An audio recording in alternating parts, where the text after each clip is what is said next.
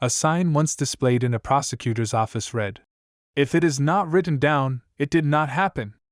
This statement underscores the fundamental importance of documentation in the criminal justice process. As Professor Reese recalls, accurate and thorough record keeping is indispensable to the integrity of an investigation. When a detective attempts to testify regarding information that has not been properly documented, the consequences can be significant.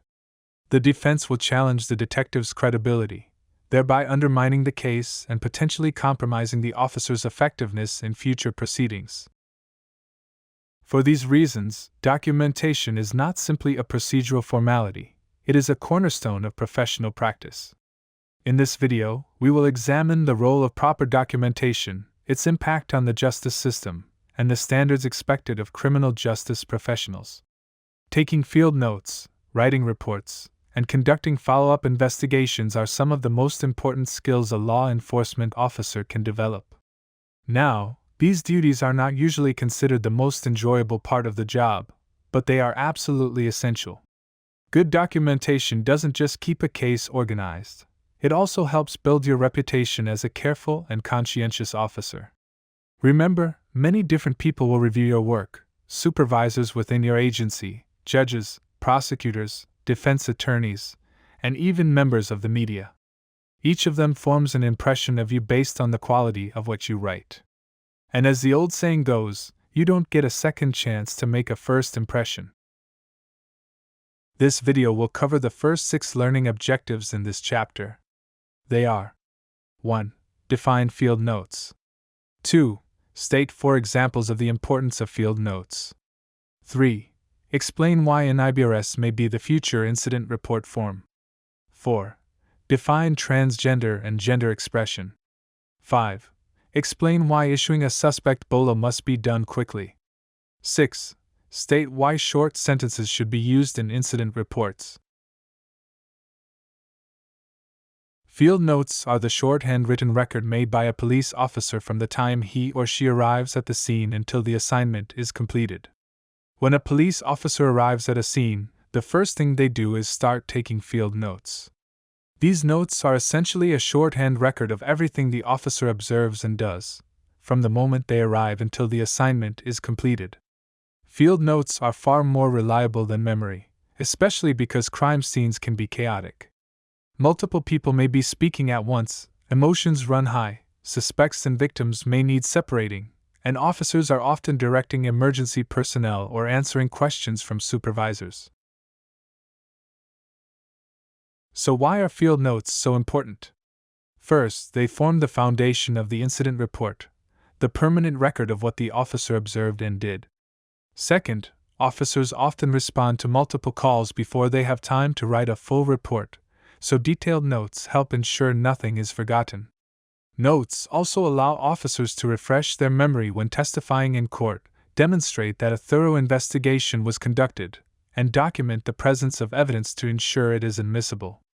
In short, strong field notes aren't just paperwork, they're critical to both the investigation and the legal process. Writing incident reports is one of the most important tasks a police officer performs, even if it isn't always the most popular. A good incident report must tell a clear story. It should answer the key questions: who, what, where, when, how, and why, so that anyone reading it can fully understand what happened. The format of these reports can vary between agencies, but all reports share common elements. Officers fill out the face of the report, entering basic information about the type of crime, the complainant, victims, witnesses, and suspects, as well as other important details. In the 1980s, agencies and researchers wanted more detailed crime data. This led to the development of the National Incident-Based Reporting System, or NIBRS, which expanded and modernized the old Uniform Crime Reporting System. Today, thousands of agencies participate, and while full implementation has taken time, NIBRS promises to provide richer data for researchers, crime analysts, and law enforcement professionals alike.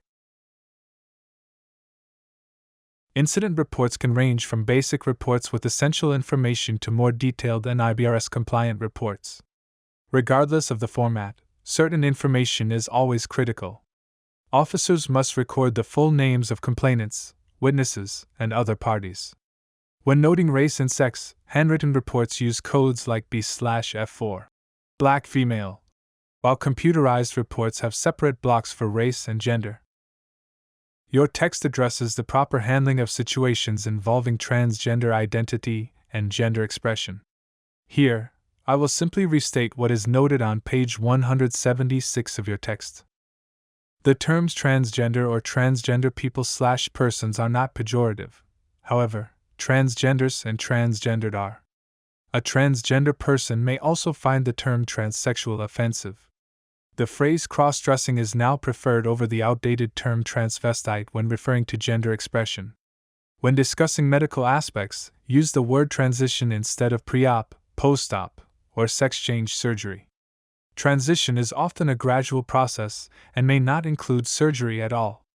Similarly, use expressions such as assigned/recorded/designated birth gender rather than born a man or biologically born a woman. Please consult your text for information on this topic. Age should reflect the last birthday, and physical and email addresses are essential for follow-up interviews or lineups.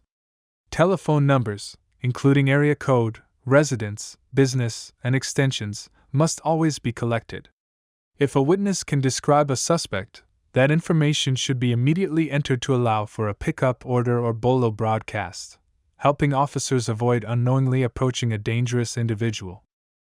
Property details, like make, model, serial number, color, material, and value, are also important, as is a person's occupation in some investigations. Critical dates should be entered carefully in month-year format, and all official times use the 24-hour or military clock. In short, accurate and complete reporting ensures that investigations are thorough, evidence is properly documented, and law enforcement can act safely and effectively. When writing an incident report, there's often more information than the form can hold. That's why officers include a narrative, and it has to meet professional standards. Reports should be complete, accurate, concise, objective, fair, and submitted on time. Here are 9 key guidelines. 1. Fill in every blank, or explain why it's missing. 2. Write in first person, say, I arrived, instead of Officer Morales arrived. 3. Skip the legal jargon, keep it clear and simple. 4. Use short sentences to avoid confusion. 5. Use short paragraphs to avoid confusion. 6. Back up any conclusions with details. 7. Don't repeat facts unless policy requires it. 8. Check your spelling. 9. Edit your work carefully. A well-written report doesn't just document, it communicates clearly to everyone who relies on it.